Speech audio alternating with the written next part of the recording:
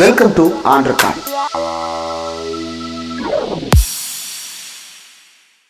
Welcome to on record. இன்றைக்கு நம்மோடு நேர்காணலுக்காக சிறப்பு விருந்தினராக மூத்த பத்திரிகையாளர் தராசு ஷியாம் அவர்கள் இருந்திருக்கிறார். அவரோட பேசலாம். சார் வணக்கம். சார் வணக்கம். எப்படி இருக்கீங்க இந்திரகுமார்? நல்லா இருக்கேன் சார். நீங்க எப்படி இருக்கீங்க? நல்லா இருக்கேன். கடந்த நவம்பர் 8ஆம் தேதி ஆரம்பித்து நேற்று வரைக்கும் நவம்பர் 16ஆம் தேதி வரைக்கும் தொடர்ந்து திமுகவுடைய அறிவு திருவிழா அப்படின்ற பேர்ல காலத்தின் நிறம் கருப்பு சிவப்பு அப்படின்ற புத்தக வெளியீடு, அப்புறம் இருவண்ண கொடிக்கு வயது 75 அப்படின்ற பேர்ல 2 நாள் முழு நாள் கருத்தரங்கம், அதற்கு பிறகு இந்த எல்லா நாட்களிலும் புத்தக கண்காட்சி, அந்த 2 நாள் கருத்தரங்கம் முடிந்ததற்கு பிறகு அந்த வள்ளுவர் கோட்டத்திற்கு முன்னாலேயே ஒரு மேடை அமைத்து அங்க கலை நிகழ்ச்சிகள், சொற்பொழிவுகள், சிறப்புரைகள், கருத்துரைகள் அப்படின்னு சொல்லிட்டு நேற்றைக்கு திமுக இளைஞரணி செயலாளர் உதயநிதி ஸ்டாலின் அவர்களுடைய நிறைவுரையோட முடிந்தது. இந்த அறிவு திருவிழாவை நீங்க முதல்ல எப்படி பாக்குறீங்க சார்? இதுக்கு முன்னாடி இந்த மாதிரியான விஷயங்கள் தமிழ்நாட்டுல அரசியல் கட்சிகள் சார்பாக முன்னெடுக்கப்பட்டிருக்கா? உங்களுடைய அனுபவங்கள்? இது முதல் முறை. காலத்தின் நிறம் கருப்பு சிவப்பு நூலை திரு உதயநிதி அவர்களே நேரில் கொண்டு வந்து எனக்கு கொடுத்தார். பொதுவாக நூல்கள் வெளியிட்ட உடனே எனக்கு வந்துவிடும். உதயநிதி அவர்களே வீட்டுக்கு நேரடியாக எனக்கும் சில மூத்த எழுத்தாளர்கள் சிலர், திருநாவுக்கரசன், விஜயசங்கர், எல்லாருக்குமே நேரில் கொண்டு வந்து கொடுக்கணும்னு நான் விரும்புகிறேங்கன்னு சொல்லி தான் வந்தார். ஒரு 1/2 மணி நேரம் பேசி இருந்துட்டு போனார். ரொம்ப எளிமையாக, எப்படி சொல்ல, ஒரு எந்த விதமான படாடோபெல்லாம் இல்லாமல், டெப்டி சிஎம் அப்படியெல்லாம் இல்லாமல், சும்மா வீட்டுக்குள்ள மாதிரி உட்காந்து என்கிட்டையும் என் மனைவிட்டையும் பேசிகிட்டு இருந்துட்டு அவர் விடைபெற்று சென்றார். எதுக்காக நான் அதை குறிப்பிட விரும்புகிறேன்னா, திராவிட இயக்கம் வளர்ந்தது என்பது எழுத்து வடிவத்தில். கருத்துக்களை சாமானியர்களுக்கு கடத்துவதற்கு தேர்ந்தெடுத்த உத்தி கலை. கலையும் இலக்கியமும் 2 கண்ணு திராவிட இயக்கத்துக்கு. 2 இல்லைன்னா ஒண்ணுமே கிடையாதுங்க. 1946 இராவண காவியம் போல ஒரு குழந்தை எழுந்தது. ராவணன் கதாநாயகன், ராவணன் பாட்டுடை தலைவன். ராவணன் தான் தமிழுக்காக பாடுபட்டவன் தான் அந்த காப்பியமே, ராவண காப்பியமே. ஆயிரக்கணக்கான பாடல்கள் கொண்டதுங்க. உங்களுக்கு ஒரு விஷயம் தெரியுமா? அது இன்னைக்கு நம்ம ஸ்கூல்களில் பாட பிரிவில் இருக்கு, இயற்றமிழ் பாட பிரிவில் ராவண காவியம். அது திமுக ஆட்சியில் இல்லாமல் நீங்க அதெல்லாம் கற்பனை பண்ணி பார்க்க முடியுமா? 1946 சுதந்திரத்துக்கு 1 வருஷத்துக்கு முன்னாடியே போல ஒரு குழந்தை எழுதுனதுங்க. நாங்க எங்களோட எம்ஜிஆர் மன்ற காலகட்டத்தில் அதை படிச்சிருக்கோம். 60களில். அப்பெல்லாம் அதெல்லாம் ஒரு தடை செய்யப்பட்ட இலக்கியம் மாதிரி. சரி, ராமலீலா கொண்டாடுகிற ஒரு நாட்டுல நம்ம ராவண காவியம் இத பள்ளி பாடத்துக்கு கொண்டு வருதுங்கிறது ஒரு அசாத்திய துணிச்சல். அறிவு திருவிழா எப்போதோ தொடங்கி விட்டது. அதுக்காக நான் சொல்ல வரேன். அறிவு திருவிழா 2021லயே தொடங்கிருச்சு. இல்லாம நம்மளாம் இதை நம்ம குழந்தைகளுக்கு இதை சொல்லித்தரதுக்கே நமக்கு வாய்ப்பு இல்லாம போயிருங்க. 9th ஸ்டாண்டர்ட் படிக்கிற ஒரு கேர்ள் நேற்று அவளோட Tamil answer sheet, mid term answer sheet வந்துச்சு. நான் எப்பவுமே கேட்பேன், என்கிட்ட பேசுகிற குழந்தைகள்கிட்ட கொஸ்டின் பேப்பர் கேட்பேன். அப்புறம் பரீட்சை பேப்பர் கொடுத்தாங்கன்னா அனுப்பி வைப்பாங்க. என்ன காரணம்னா, என்னதான் இவங்க எழுதுறாங்கன்னு தெரிஞ்சுக்குவோம் தான். அதுல முதல் கேள்வியில ராவண காவியத்துல இருந்து ஏதோ பாடல் கேட்டிருக்காங்க. இந்த குழந்தை அழகா தலைப்பு போட்டு ராவண காவியம் தலைப்பு போட்டு அந்த பாடலை பிழையே இல்லாம ரொம்ப அழகான கையெழுத்துல எழுதிருந்துச்சு. ரொம்ப ரொம்ப மகிழ்ச்சியா இருந்துச்சு எனக்கு அதை பார்க்கும்போது. அப்போ அறிவு திருவிழாங்கிறது ஒரு ஆர்கனைஸ்டு திருவிழாவாக கொண்டாடி இருக்கோம். ரொம்ப பாராட்டுதலுக்குரிய விஷயம். ஆனா அறிவு திருவிழா நம்ம திராவிட இயக்கங்கள் தோன்றின காலத்துல இருந்தே வந்துருச்சு. நேரடியாக எழுத்தாளர்கள் மூலமாக, மறைமுகமாக இலக்கிய வடிவிலையும் கலை வடிவிலையும். கலை வடிவில் ரொம்பங்க. இப்ப இதே நான் சொல்ற ராவண காவிய உதாரணம் கீமாயனம். கீமாயனம் எம் ஆர் ராதாவோட நாடகங்க. அது ராவணன் பாட்டுடை தலைவர். இப்படி நம்மளால பல உதாரணங்கள் சொல்ல முடியும். அப்போ அறிவு திருவிழான்னா என்ன? அறிவு திருவிழான்னா ஒரு சமுதாயம் தன்னைத்தானே மேம்படுத்திக் கொள்வதற்காக ஏற்படுத்தப்படுகிற ஒரு கொண்டாட்டம். கொண்டாட்டம் வாழ்க்கை பூராவும் தொடரும். ஆனா அதுக்கு ஒரு போக்கஸ் கொடுக்குறோம். இப்ப அறுவடை திருவிழா. எது அறுவடை திருவிழா? பொங்கல். தமிழர் திருநாள் இல்லையா? அப்போ அந்த பொங்கலை ஒட்டிய சில தினங்கள் மட்டும்தான் அறுவடைக்கான கொண்டாட்டமா? அப்படி இல்லை. அறுவடை என்பது எதுல தொடங்குது? நம்ம உண்மையான விதை நெல்லை செலக்ட் பண்ணும்போதே தொடங்கிருது இல்லையா? எப்போ விதை நெல்லை செலக்ட் பண்றோமோ அப்பவே அறுவடைக்கான பணி தொடங்கிருது.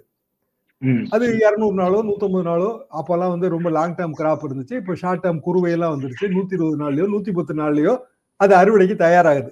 அந்த 7 நாளோ அந்த 5 நாளோ நம்ம கொண்டாட்டமா வச்சிருக்கிறோம். முத்தாய்ப்பு. அப்ப இந்த அறுவடை திருவிழா என்பது நாம் தொடர்ந்து பெற்று வருகிற திராவிட இயக்க அறிவுக்கான ஒரு முத்தாய்ப்பு, ஒரு போக்கஸ்ட் அட்டம்ப்ட். அப்போ அதை வந்து திமுக இளைஞரணி முன்னெடுத்து செய்வது, உதயநிதி முன்னெடுத்து செய்வதெல்லாம் ரொம்ப வரவேற்க தகுந்த விஷயம். என்ன காரணம்னா உண்மையிலே இளைஞர்களுக்கு தான் செய்தி சொல்ல முடியும். இப்ப நம்ம ரொம்ப மூத்த ஸ்டேஜ்ல இருந்துட்டு செய்தி சொன்னோம்னா இளைய தலைமுறை எடுத்துக்கிறது கொஞ்சம் கஷ்டங்க. நம்மள அந்த பெருசு லிஸ்ட்ல வச்சிருவாங்க. அப்போ நம்ம சொல்றதை கேட்கவும் மாட்டாங்க. அது இல்லை இதெல்லாம் வந்து சரியா வராதுங்க அப்படின்னு ஒதுக்குவாங்க. அப்போ உதயநிதி அதை சொல்லும்போது அது அவர் ஒரு இளைஞரின் பிரதிநிதியாக தெரிவாரு. அப்போ நான் ஏற்கனவே சொன்ன மாதிரி உங்களுக்கெல்லாம் ரொம்ப நெருக்கமானவரா உங்கள் வீட்டு பிள்ளையா தெரியும் போது ரொம்ப எளிதா போய் சேரும். அது பெரிய கஷ்டங்க. நான் உண்மையிலே அந்த புத்தகத்தை கொண்டு வந்து கொடுக்கும்போது ஆச்சரியப்பட்டேன். என்னன்னா சென்னையில வந்து கிறிஸ்கிராஸா பல இடங்களுக்கு போய் நேர்ல போய் புத்தகம் கொடுக்கறதுங்கிறது ரொம்ப ரொம்ப சிரமம். நம்மளே நம்ம நூல்களை எப்படிங்க கொடுத்து வைப்போம்?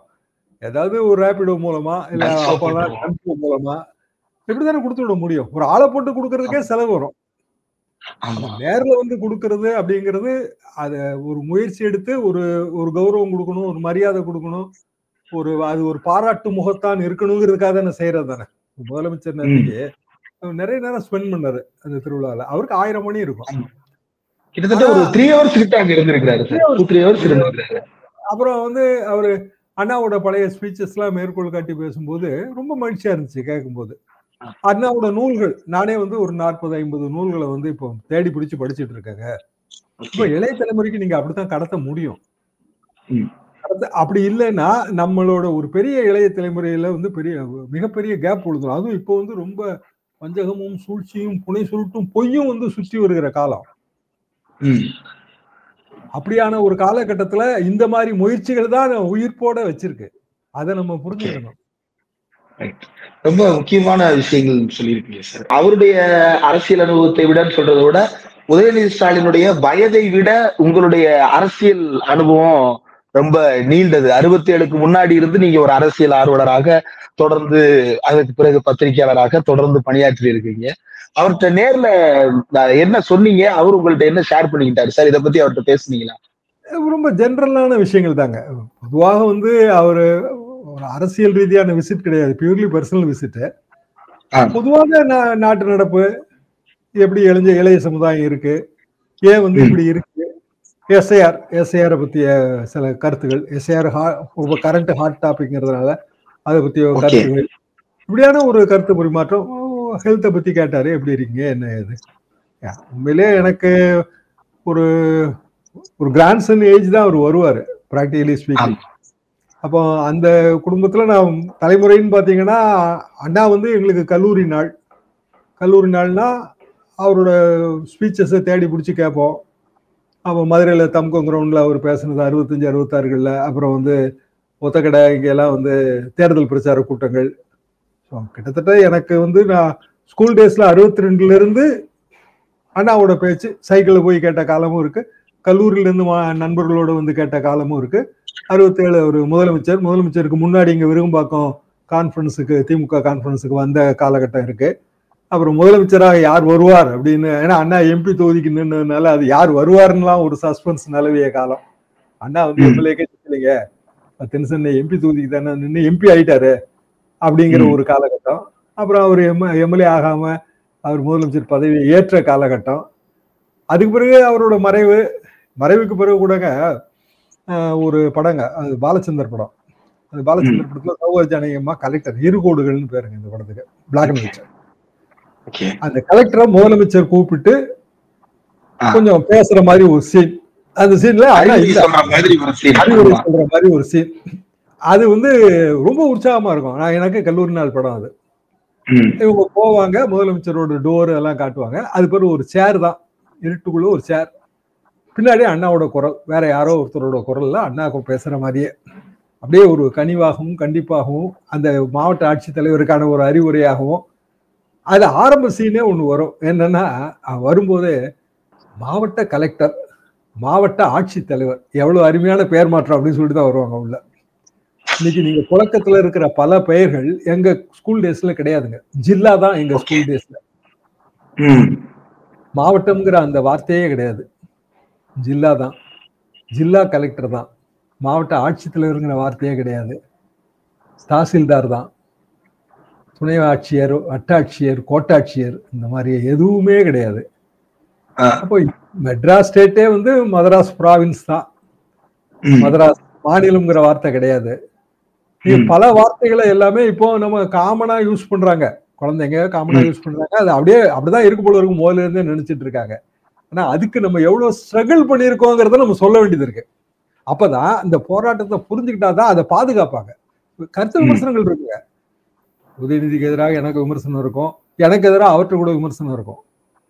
இல்ல வந்து முதலமைச்சர் ஸ்டாலினுக்கு எதிராக எனக்கு விமர்சனம் இருக்கும், அவருக்கும் எனக்கு எதிராக விமர்சனம் இருக்கும். அது வேற. ஆனா பொதுவான விஷயங்கள், இந்த பொதுவான விஷயங்களை நம்ம எல்லாரும் இணைஞ்சுதான் செயல்பட முடியும். அப்படியான பொதுவான விஷயங்களை இண்டிகேட் பண்ணது அறிவு திருவிழா. அப்படியான பொதுப்படையான விஷயங்கள் அவங்களுக்கு உரிய கௌரவம் கொடுக்கணும் என்று நினைத்ததால் தான் அவர் நேரில் வந்து நூலை கொடுக்கிறாரு. இல்லாட்டாலும் ஒரு போன் பண்ணி சொல்லிட்டு யார் மூலமா அனுப்பிட்டு இருந்தாலே அது போதுமானதுதான் உண்மையிலேயே. ஏன்னா பணி நிமித்தத்துல இதுக்காக அலையும் போது பெரிய வேலை தொந்தரவுகள் வரும். பழு நமக்கே தெரியல, பழு என்னன்னு தெரியும் நமக்கே. ஆனாலும் கொண்டு வந்து கொடுக்கணும்னு நினைக்கிறாரு. ஸோ அது நமக்கு ஒரு செரிஷ்டு மூமெண்ட் ஆகுது ஒண்ணு.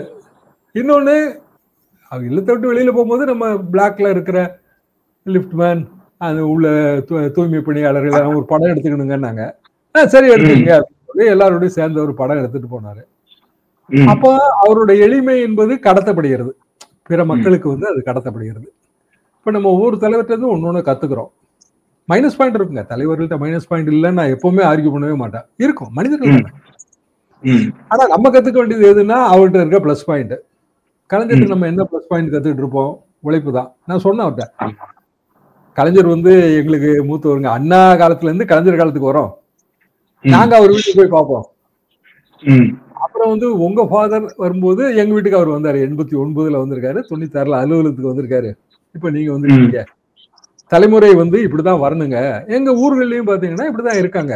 குடும்ப கட்சி இல்லைங்க, குடும்பமா கட்சி பணியில் ஈடுபடுறதுதான் இது. இதுல வந்து தவறெல்லாம் கிடையாது. அப்படி இருந்தா தான் இந்த நம்ம சித்தாந்தங்களை வந்து சரியான முறையில அடுத்தடுத்த தலைமுறைக்கு கொண்டு போக முடியும், சித்தாந்தம் அழியாம பாதுகாத்துக் கொள்ள முடியும். ஏன் வந்து இன்னமும் தமிழ்நாடு தனித்துவத்தை இழக்காம இருக்கு சொல்லுங்க? ஏன் இழக்காம இருக்குன்னா இதெல்லாம் நம்மகிட்ட வந்து வேரோடி இருக்கிற விஷயங்கள். இதை யாராலையும் எதுவுமே செய்ய முடியும். நீங்க எத்தனை சார் வந்தாலும் இதை ஒண்ணும் செய்ய முடியாதுங்க.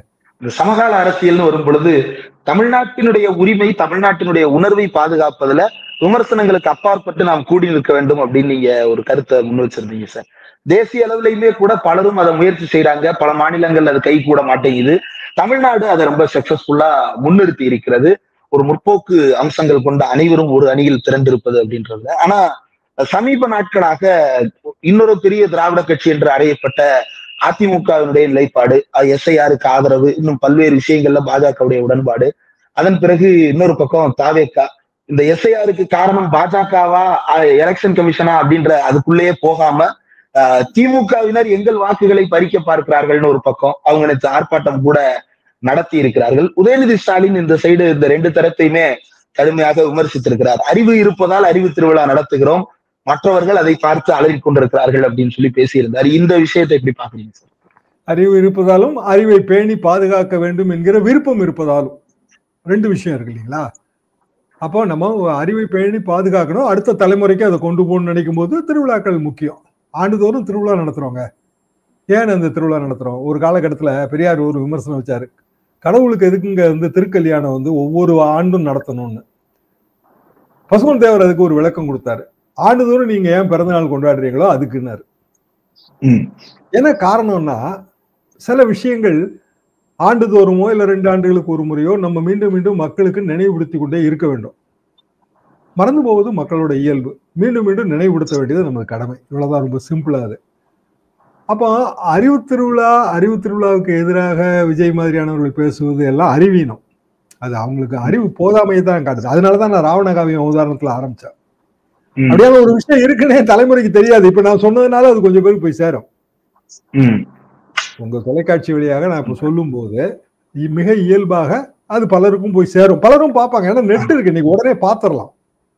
முன்னாடி வந்து ஒரு விஷயம் நீங்க புதுசா சொன்னீங்கன்னா அதை தேடுவதற்கு நான் வந்து உழைப்பையும் பொருளையும் செலவு பண்ணணும். உண்மையாகவே வந்து நான் உடனே ஏதாவது புதிய விஷயங்கள் தெரிஞ்சுக்கிட்டா நூலை வாங்கி அதை படிக்கிறதுக்கு போவேன். புதுசா ஏதாவது எழுதுனா கலைஞர் மாதிரி அவர் முதலமைச்சரா இருக்கும்போது கூட தொலைபேசியில கேட்டு இது என்ன புது கருத்தா இருக்கு, நீங்களா சொல்றீங்களா? அவர் பயன்படுத்துற வாதம் என்ன தெரியுமா? அடிச்சு விட்டியாப்பான்னு கேட்பாரு. அது எப்படிங்க முடியும்? அடிச்சு விட எப்படிங்க முடியுமா? என்ன ஆதாரம்னு கேட்பாரு. உடனே கேட்டுருவாரு. இல்ல இந்த நூல்ல இருக்குங்க அப்படின்னா, சரி நான் அனுப்புறேன், ஆள் அனுப்புறேன், சண்முகனாரே யாரையோ ஒருத்தர் அனுப்புறேன், அதை கொடுத்து விடுன்றாரு. அதாவது தேட முடியாத பெற்றுத்தான் வந்து அடைய முடியுங்கிற மாதிரி அறிவு இருந்த காலம் அது. அப்ப அறிவை வந்து நம்ம இன்னொரு தலைமுறைக்கு கடத்தும் போது அது எதிர்ப்பவர்கள் யாருன்னு யோசிச்சு பாருங்க. எதிர்ப்பவர்கள் மேட்டுக்குடிதான். அறிவாளிகள் ஆயிடக்கூடாது மத்தவங்கன்னு நினைக்கிறது யாரு? நாங்க முதல்ல எங்களோட பள்ளி நாட்கள்ல நான் நல்லா படிப்போங்க. ஸ்கூல் டேஸ்ல கிராமம் தான் நல்லா படிப்போம். ஆனா உண்மையிலேயே படிப்புல அவங்க கல்வி கற்றல்ல மனநத்துல ரொம்ப சிறந்து விளங்குனது மேட்டுக்குடி மக்கள், குறிப்பாக பிராமணர்கள். அவங்களுக்கு நம்மளோட முன்னேற்றம் பிடித்துதானா? பிடிக்கல. இன்னொருத்தருக்கும் பிடிக்கல. நம்ம காலத்திலேயே நம்மளோட இருந்த நம்ம ஆட்களுக்கே பிடிக்கல. என்னன்னா அவங்க பிராமணர்களாவே ஆயிட்டாங்க. வேற கம்யூனிட்டியா இருப்பான், மூலையாரா இருப்பாங்க, நாடாரா இருப்பாங்க, புள்ளமாரா இருப்பாங்க. ஆனா அவன் தன்னைய பிராமணன்னே நினைக்க ஆரம்பிச்சான். அதுதான் நியோ பிராமினா மாறிடுவாங்க. நியோ பிராமினா மாறிடுவாங்க. இப்பவுமே நீங்க பாக்கலாம் ஊர்கள்ல. இவங்களுமே வந்து என்னன்னா அவங்களே மாதிரியே தான் நம்மகிட்ட பேசுவாங்க. என்னப்பா ஃபெயிலா பாஸ் ஆகுமாங்க. பாஸா ஃபெயிலாவே கேட்க மாட்டாங்க. நீ எல்லாம் ஃபெயில் தான் ஆக, நீ எங்க பாஸ் பண்ண போறான்னு அப்படியே சிந்தனை இருக்கும். அவங்க பிள்ளைகளோட நம்ம வந்து கூடுதலான மதிப்பெண் பெறும்போது அவங்களுக்கு ரொம்ப கஷ்டமா இருக்கும். அது ஜீரணிச்சுக்கவே முடியாது. இப்படியான ஒரு காலகட்டம் தான் அந்த காலகட்டம். அந்த காலகட்டத்துல எதன் மூலமாக நம்ம நம்மளோட அறிவையும் அறிவாற்றலையும் பெருக்கி கொண்டோம், நம்மளோட நினைவாற்றலை அதிகரித்தோம் அப்படின்னா பத்திரிகைகள் வாயிலாக. யாரோட பத்திரிகைகள்? தினமணி மூலமா நீங்க அறிவாற்றலை பெருக்க முடியுமா? அப்ப தினமணி வந்துட்டு இருந்தாங்க. கணக்கன் கட்டுரைகள்னு வரும், படிப்பேன். ஆனா உங்களுக்கு அந்த உங்க அறிவாற்றலை அது வளர்க்காது. தினமணி மாதிரியான பத்திரிகைகள். ஆனா நம்ம என்ன பத்திரிகைகளை படிப்போம்? திராவிட நாடு படிப்போம், மன்றம் படிப்போம். அப்போ இது எத்தனை பத்திரிகைங்க? 300 பத்திரிகை, 300க்கும் மேலங்க. எங்க கிராமத்துல 100 பத்திரிகை, 120 பத்திரிகை வருங்க. அது எல்லாமே வந்து அது அந்த மாவட்டத்திலேயே இல்ல, மாவட்டம்னு சொல்றதை விட அந்த அந்த கோட்டாட்சியர் வட்டத்திலேயே வந்து அது ஒரு 4 பத்திரிகை வித்தா ஆச்சரியங்க. எங்க பணம் கட்டி தான் வாங்கணும் அதை. ஓகே. ஆயுள் சந்தான்னு போட்டாலே உன் ஆயுள் வரைக்குமா பத்திரிகை ஆயுள் வரைக்குமான்னு கேட்பாங்க. ஏன்னா பத்திரிகை அவ்வளவு நாள் தான் வரும். இருந்தாலும் அது பணம் கட்டி வாங்குவாங்க. பேராசிரியர் அன்பழகனாரோட தந்தையாரே வந்துங்க தஞ்சாவூர் மாவட்டத்துல ஒரு ஊர்ல ஒரு நூல் விற்பனை நிலையம் தான் வச்சிருந்தாரு. திராவிட இயக்க பத்திரிகைகளை விற்கிறதுக்கே ஆள் இல்லாம இருக்கும்போது திராவிட இயக்க தோழர்கள் அவங்களே நூல் விற்பனை நிலையங்கள் இல்ல பத்திரிகை ஏஜெண்டா பணிபுரிஞ்சவங்க எவ்வளவு பேர் நினைக்கிறீங்க? பத்திரிகை முகவர்கள், பத்திரிகை முகவர்களா பணிபுரிந்து அந்த அந்த ஆர்வம் உள்ளவங்களை, எனக்கு ஆர்வம் இருக்குங்க, ஆனா அந்த ஆர்வத்தை பெருக்கிக் கொள்வதற்கோ அதுக்கான வழிமுறையோ பத்திரிகையோ இல்ல வந்து எழுத்து வடிவத்துல ஏதாவது இதுவோ இருக்காது, நம்மகிட்ட இருக்காது. அதை கொண்டு வந்து இவங்க கொடுப்பாங்க, படிச்சு பாருங்க, நல்லா எழுதுவாங்க. அப்படியெல்லாம் வளர்ந்ததுங்க இந்த இயக்கம். இது சாதாரணமா திடீர்னு 75 வருடம் ஆனால் கூட இது 750 வருட இயக்கம் மாதிரி. இது யோசிச்சு பாத்தீங்கன்னா இதோட வேர்கள்லாம் ரொம்ப முன்னாடி இருந்திருக்கும். மிகுந்த ஆழமான வேர்கள்ங்க. அதுக்கு வந்து ஒரு அரசியல் வடிவம் வந்து அண்ணா கொடுத்தாரு, அவ்வளவுதான். உணர்வை ஊட்டினார் நான் சொல்ல மாட்டேன். உணர்வுக்கு ஒரு வடிவம் கொடுத்தாரு, ஒரு முறைப்படுத்தப்பட்ட வடிவம் கொடுத்தாரு. உணர்வு எவ்வளவு நாளா இருக்குன்னு நினைக்கிறீங்க? அது இருக்குங்க. நீங்க இதோட வரலாற்றை நீங்க எடுத்து பாத்தீங்கன்னா 700 வருஷமா கூட இருக்கும். ஏன்னா ராவணனே வந்து தமிழ் வளர்த்த மண்ணா அப்ப நீங்க வச்சுங்க. ராவணன்கிற கேரக்டர் உண்மையா, ராமன்கிற கேரக்டர் உண்மையா அப்படி நம்ம போகல. ராவணன் என்று ஒரு கதாபாத்திரம் இருந்திருந்தால் அந்த கதாபாத்திரம் தமிழுக்கு தலைவன், அப்படி போகுது.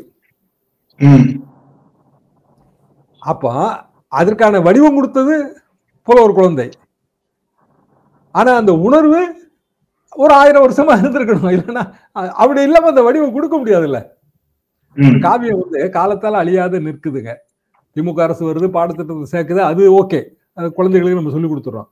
ஆனா 1946 இயற்றப்பட்ட காலத்துல இருந்து இன்னைய தேதி வரைக்கும் இருக்குல்ல. அது 49 தானே திமுகவே வருது. 46 இருந்து இன்னைய வரைக்கும் அந்த காவியம் அழியாம இருக்குல்ல. எத்தனை காவியங்கள் அழிஞ்சு போச்சு. அது காவியத்தோட உரைநடை எல்லாமே வீச்சே வேறங்க. அது எடுத்து எல்லாருமே தயவு செஞ்சு நெட்ல எடுத்து ஒரு சில பாடல்களையாவது வாசிச்சு பாருங்க. அதாவது இதுல அடிப்படை என்னன்னா, இது எல்லாமே நம்ம தமிழ்நாட்டோட உணர்வு. எம்ஜிஆரே முதலமைச்சர் ஆகும்போது அந்த உணர்வை புரிஞ்சுக்கிட்டு தான் 77லயே அவர் 5 விஷயங்கள்ல திமுகவும் அதிமுகவும் இரட்டை குழல் துப்பாக்கின்னு சொல்லிட்டாரு. இந்த 5 விஷயங்களுக்குள்ள இது எல்லாமே வந்துருங்க. மொழி உணர்வு, சமூக நீதி, அப்புறம் வந்து மாநில நலன் பாதுகாத்தல் எல்லாமே வந்துரும் அதுல. 5 விஷயம். இதுல நாங்க எல்லாரும் ஒண்ணுதான் அவரு. திமுகவும் ஒண்ணுதான், அதிமுகவும் ஒண்ணுதான். செயல் திட்டங்கள்ல கருத்து வேறுபாடுகள் இருக்கும். கலைஞருக்கு எம்ஜிஆருக்கு கருத்து வேறுபாடு இருக்கும். அது வேற விஷயம். அப்போ அதிமுக இப்படி செய்யும் போது உண்மையான திராவிட இயக்க பற்றாளர்களுக்கு வருத்தம் தான். அதிமுக பேர்ல எனக்கு பரிவு உண்டுங்க. அது மறுக்கிறதே இல்லை எப்பவுமே. ஏன்னா ஆரம்பத்துல இருந்து நம்ம எம்ஜிஆர் வந்தோம். எம்ஜிஆர் பத்திரிகை நம்ம பத்திரிகையாளனாவே ஆனோம். பத்திரிகை இல்ல, நமக்கெல்லாம் வாய்ப்பு தரலன்னா இன்னைக்கு நீங்க பார்க்க பல பத்திரிகையாளர்கள் இருக்க மாட்டாங்க. மூத்த பத்திரிகையாளர். எங்களுக்கு அந்த வாய்ப்பு கிடைச்சது. அதுக்காக நம்ம வந்து அதை மறுக்கல, அந்த அனுபவங்களை புறந்தள்ளல. ஆனா 5 விஷயத்துல எல்லாரும் ஒண்ணுன்றோம். அந்த 5 விஷயங்கள்ல இருந்து, அடிப்படை உணர்வுகள்ல இருந்து எப்போ அதிமுக விலகுதோ அப்ப அதிமுக இல்லைன்னு இருந்தது. அப்ப ஆர்.என். அதர்வேர்ட்ஸ் வந்து திராவிட இயக்கம் ஒன்றுபட வேண்டும்னு முயற்சி செஞ்சவர் பிஜு பட்நாயக். 1979 நான் அட்டன் பண்ண முதல் பிரஸ் கான்ஃபரன்ஸ். கலைஞரையும் எம்ஜிஆரையும் வச்சு அந்த கூட்டம் சேப்பாக்கம் கெஸ்ட் ஹவுஸ்ல. சரி, அப்படி ஒன்றானால் எல்லாருக்கும் எந்த இடத்துல பிளவு ஏற்படும்னு எல்லாம் காத்திருக்காங்க. கொள்கை எதிரிகள், அரசியல் எதிரிகள் எல்லாரும். சரிங்க, திமுக அதிமுக ஒன்னா சேர்ந்துருச்சு அப்படின்னா யாரு முதல்வர்? கலைஞர் ரொம்ப கூலா வந்து எம்ஜிஆர் தான் முதல்வர்ன்ட்டாரு. சரி, முதல்வர் விஷயத்துல இவங்க என்ன எவ்வளவு ஒத்துமையா இருக்காங்க, ரைட்டு. யாரு தலைவர்? அடுத்த கேள்வி, பிளவுபடுத்தும் கேள்விகள். எம்ஜிஆர் ரொம்ப கூலா கலைஞர் தாங்க தலைவர்ன்ட்டாரு. பிரச்சனை முடிஞ்சது. அதற்கு பிறகு கீழே இருந்தவங்க வந்து அந்த உணர்வை கடத்தல, அந்த இணைப்பு சாத்தியம் இல்லாம போச்சு. இப்ப ஏதோ ஒரு வகையில வந்து திமுக அதிமுக இணைவதற்கான காலம் வந்துருச்சோங்கிற ஒரு எண்ணம் எனக்கெல்லாம் இருக்கு. எடுத்துக்காட்டு இப்ப நம்ம சார் எஸ்ஐஆருக்கு எதிராக எத்தனையோ நம்ம பேட்டிகள், விளக்கங்கள் எல்லாம் கொடுத்தாச்சு. உதயநிதி கூட நீங்க பேசும்போது, சார் நீங்க எஸ்ஐஆரை பத்தி ரொம்ப எளிமையா ஒரு பேட்டி கொடுத்திருந்தீங்க, ரொம்ப நல்லா இருந்தது சார்னாரு. அப்ப இது வந்து நமக்கு வேலைக்காகாது, ரொம்ப கஷ்டம்னு நம்ம எவ்வளவு நாளா சொல்லிட்டு இருக்கோம்னா, எஸ்ஐஆர் இங்க வரதுக்கு முன்னாடி இருந்து சொல்லிட்டு இருக்கோம். யாருமே வந்து வாக்காளர் பட்டியல் திருத்தத்தை எதிர்க்கல. திருத்தத்தை வந்து நீங்க ஏற்படுத்துவதற்கான அவசரத்தை தான் நாங்க எதிர்க்கிறோம். அவசரத்தின் பின்னால் சதி இருக்குன்னு நினைக்கிறோம். இதான் நம்ம பாயிண்ட். ஆமா, ரஷ் பண்ணி ஒரு விஷயத்தை கொண்டு போனீங்கன்னா பின்னாடி ஏதோ ஒண்ணு இருக்கு, அவ்வளவுதானே பாயிண்ட். அதைத்தானே நாளையில இருந்து அந்த பணியெல்லாம் நாங்க ஈடுபட மாட்டோம்னு அரசு ஊழியர் சங்கம் ஏன் அப்ப அறிவிச்சிருக்கு? அரசு ஊழியர்களுக்கு எங்களுக்கு வந்து பழைய போனஸ் கொடுக்கலன்னு திமுக ஆட்சி பேர்ல அவங்க குறைதான் சொல்லிட்டு இருக்காங்க. ஆமா இல்லையா? நமக்கே தெரியும். அது நீங்க தேர்தல் வாக்குறுதி நீங்க ஏன் நிறைவேற்றல கேட்டுட்டு இருக்காங்க. அவங்க இப்ப என்ன சொல்றாங்க, இல்ல நாங்க வந்து நாளையில இருந்து சார் பணி ஈடுபட போறது இல்ல. பணினா எல்லாரும் என்ன நினைக்கிறாங்கன்னா, ஃபார்ம் கொடுக்கறதும் திருப்பி வாங்குறதோட வேலை முடிஞ்சுங்கன்னு நினைக்கிறாங்க. அதுக்கு பிறகு அது நீங்க டிஜிட்டைஸ் பண்ணணும். நீங்க கைட்ல எழுதி கொடுக்குறீங்க ஃபார்ம்ல போட்டோ ஒட்டி, அதை அவன் டிஜிட்டைஸ் பண்ணணும், அப்லோட் பண்ணணும், திருப்பி ரீசெக் பண்ணணும். எப்படி முடியும் அவங்களால? ஒரு மாசம் இடைவெளிக்குள்ள, அடுத்த ஒரு மாசத்துக்குள்ள இது எல்லாத்தையும் முடிச்சு வரைவு பட்டியல் போட்டாகணும். 1 வருஷம் 1.5 வருஷம் பிடிக்கிற வேலையை வந்து நீங்க ஏன் 1 மாசத்துல அவசரமா செய்யணும்? இதுதான் கேள்வியே. அதுல அந்த கேள்விக்கு இது வரைக்கும் விடை இல்ல. பிராக்டிக்கலா இது வந்து பழையபடி பழையதோட கூட மோசமா இருக்குங்க. என்ன காரணம்னா, இப்ப ஊர்களில் கேட்டோம் அப்படின்னா, ஃபார்ம் வந்து நேரடியா கூட கிராமத்துல கொண்டு வந்து கொடுக்கல. நகர்ப்புறத்துலயாவது கொஞ்சம் கொடுக்குறாங்க. அங்க வந்து ஒரு ஸ்கூல் இருக்குங்க. அந்த ஸ்கூல்ல வந்து கொண்டு வந்து 2 பேரும் உட்காந்துக்கிட்டு மொத்தமா வச்சிருந்தாங்க. இவங்க போய் வாங்கிட்டு வந்தாங்க, வீடுகளில் போய் வாங்கிட்டு வந்தாங்க. சரிங்க, அப்போ உங்க வீட்டுல வந்து பிள்ளை இவங்க எல்லாம் வந்து வெளிநாட்டுல எல்லாம் வேலை பார்க்காங்க, அவங்களுக்கு ஃபார்ம் அப்படின்னா, இல்ல அதையும் நானே வாங்கிட்டு வந்துட்டேன், நானே ஃபில் பண்ணி கொடுத்துட்டேன்ட்டாங்க. வந்து ஒரு பேசிக் ரூலே வயலேட் ஆகுது. என்னன்னா, ஆர்டினரிலி ரெசிடென்ட் நீ அங்க இருக்கணுங்கிற அந்த ரூல் வயலேட் ஆகுது. ஆர்டினரி ரெசிடென்ட்டுக்கு நான் ஆதரவு இல்லைங்க. ஏன்னா நான் எந்த ஊர் எனக்கு சொந்த ஊரோ அந்த ஊர்ல ஓட்டு வச்சிருக்கணுங்கிறதா ஏன் ஆசை. நான் எங்க பிழைக்க வந்த ஊரு, அந்த ஊர்ல நான் ஓட்டு போடணும் நீ கம்பல் பண்ண முடியாது. நான் எங்க ஊர்ல தான் ஓட்டு போடுவேன். ஏன் பிரச்சனையே நான் அங்கதான் தேர்ந்தெடுப்பேன். நீ என்ன இங்க தேர்ந்தெடுன்னு சொல்றது? நான் பம்பாயில வேலை பார்க்கணும், அப்போ பம்பாய் சிவசேனாவுக்கு ஓட்டு போடவா?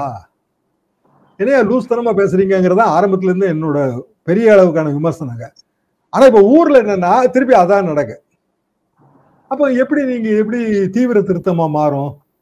பிராக்டிகலி ஸ்பீக்கிங் நான் பேசின அந்த வீட்டுக்காரரோட யாரோ மதரோ யாரோ இறந்தும் போயிட்டாங்க. அவங்க ஃபார்மும் வந்து ஃபில்லப் ஆகி போகுது. அப்ப எப்படி நீங்க வந்து விடுபட்டோர் பட்டியலை எப்படி தயாரிக்க போறீங்க?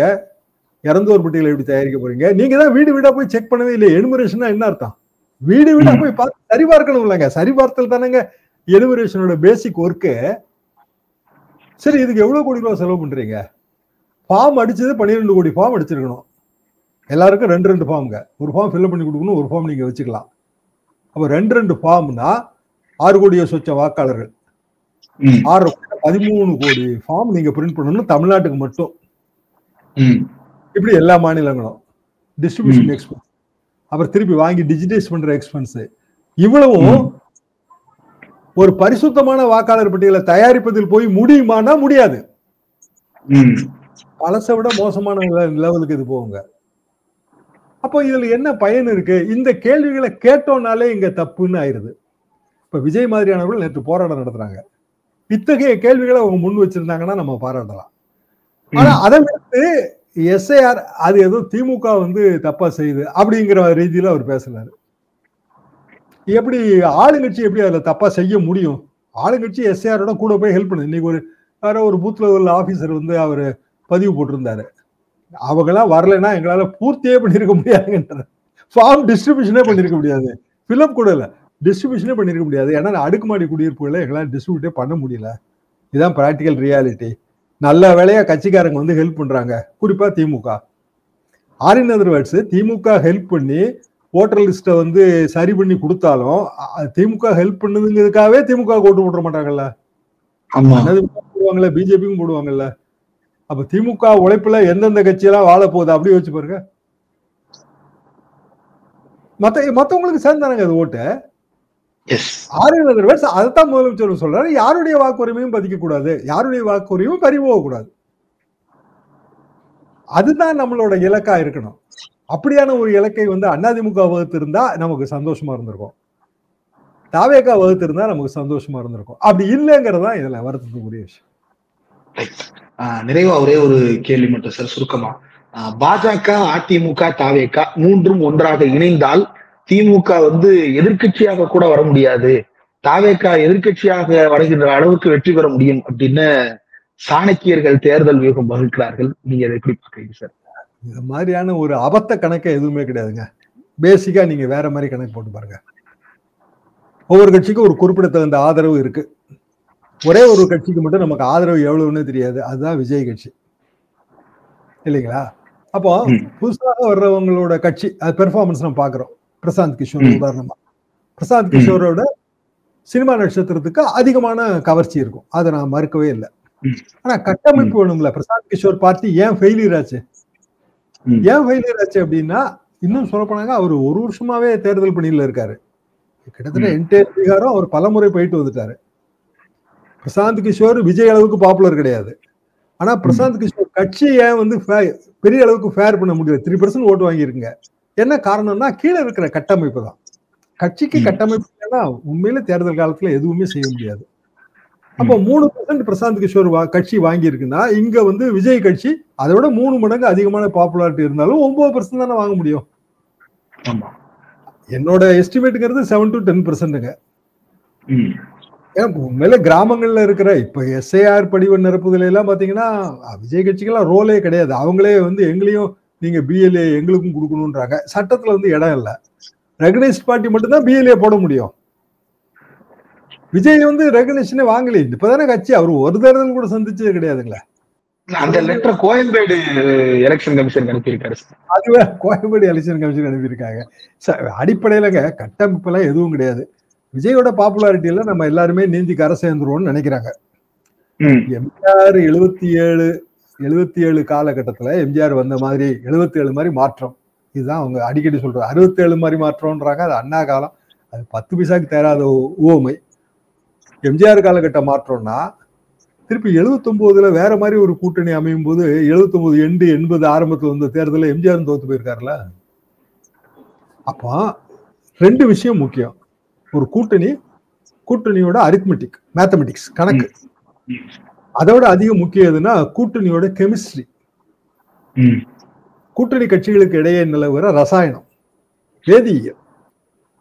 அப்போ நீங்க சொல்ற மாதிரி அதிமுக, பிஜேபி, தாவேகா ஒரு அணி. 3 அணின்னா 2 மாடு பூட்டினா கூட வண்டி ஓடிருங்க, 3 மாடு பூட்டினா ஓடவே ஓடாது.